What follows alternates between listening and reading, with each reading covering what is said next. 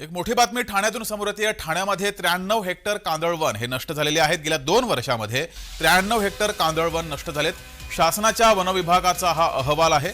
खाडी किनारी अतिक्रमण तसंच मुसळधार पाऊस यामुळे ठाणे जिल्ह्यातील हे कांदळवन नष्ट झालेले आहे। त्यामुळे ठाणे जिल्ह्यात पावसाचं पाणी शिरण्याची शक्यता आहे। कांदळवन हे खाडीचं पाणी रोखून धरतं, मात्र हे कांदळवनच नष्ट झाल्यामुळे खाडीचं पाणी हे ठाणे शहरात शिरण्याची भीती आता व्यक्त होऊ लागली आहे।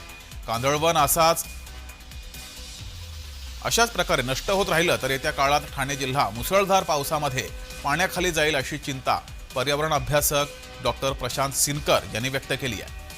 ठाण्यातील खाडी किनाऱ्यावरून संपूर्ण माहिती समोर येते आहे। ठाण्यातील खाडी किनाऱ्याजवळची सर्व कांदळवनं ही हळूहळू आता नष्ट होत आहेत।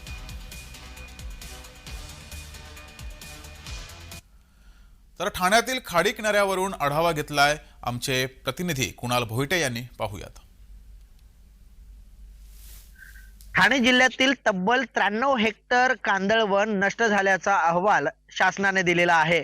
याच कांदळवनामुळे जे खाडी आहेत, खाडी किनारी असलेलं हे कांदळवन नष्ट झालेलं आहे। 2021 ते 2023 या 2च वर्षामध्ये 93 हेक्टर जे कांदळवन आहे ते नष्ट झालेलं आहे। या ठिकाणी अनेक अतिक्रमणं झाली आणि या अतिक्रमणाचा परिणाम या कांदळवनांवरती मोठ्या प्रमाणात झालेला पाहायला मिळाला आणि या कांदळवनाचा मोठा फायदा या खाडी किनारी असणाऱ्या सर्वच जलचर असतील, पक्षी असतील यांना होत असतो।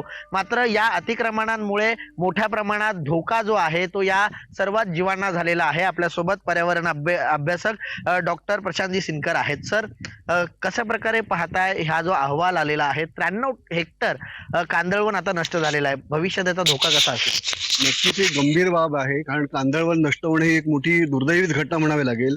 कारण गेल्या काही वर्षात बघता तर सुनामी नंतर कांदळवन किती महत्वाचं आहे आपण सर्वांनी जाणलं आहे।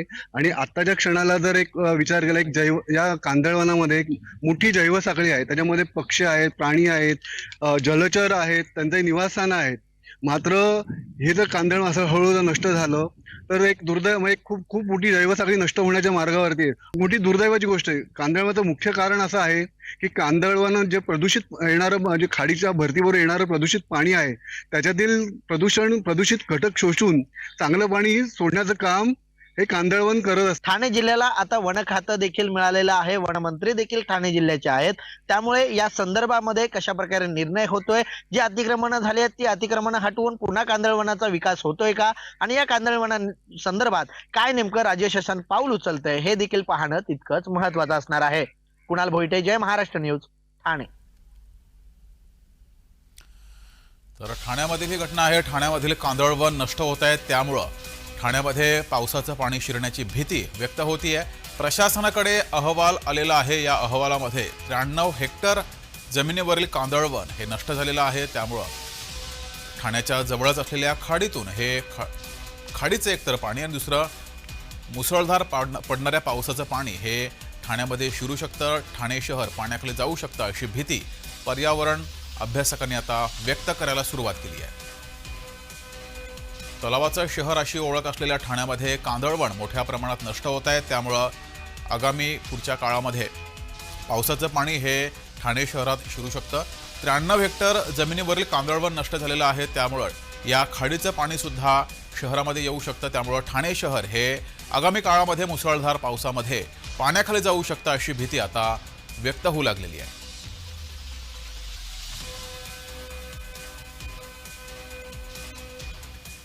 खाडीच्या किनारी ही सर्व कांदळवनं असतात। कांदळवन हे समुद्राचं, खाडीचं पाणी हे जमिनीवर येऊन देत नाहीत, रोखण्याचं काम करत असतात। मात्र 93 हेक्टर जमिनीवरील कांदळवन नष्ट झालेलं आहे, त्यामुळे ठाण्याला आता पावसाच्या पाण्याची भीती आहे, सोबतच खाडीच्या पाण्याची सुद्धा भीती आहे। भरतीच्या वेळेस खाडीचं पाणी हे शहरामध्ये शिरू शकतं अशी भीती सुद्धा पर्यावरण अभ्यासकांनी व्यक्त केली आहे। जवळपास 93 हेक्टर जमिनीवरील कांदळवनच नष्ट झालेलं आहे। याची कारणं काय आहेत, हे एक कांदळवन कोण नष्ट करतंय याकडे सुद्धा आता प्रशासनानं लक्ष देण्याची गरज आहे, असं सुद्धा पर्यावरण अभ्यासकांनी म्हटलंय। 1-2 नव्हे तर तब्बल 93 हेक्टर जमिनीवरील कांदळवन नष्ट झाल्यामुळे ही गंभीर बाब आहे, असं सुद्धा पर्यावरण अभ्यासकांनी म्हटलंय।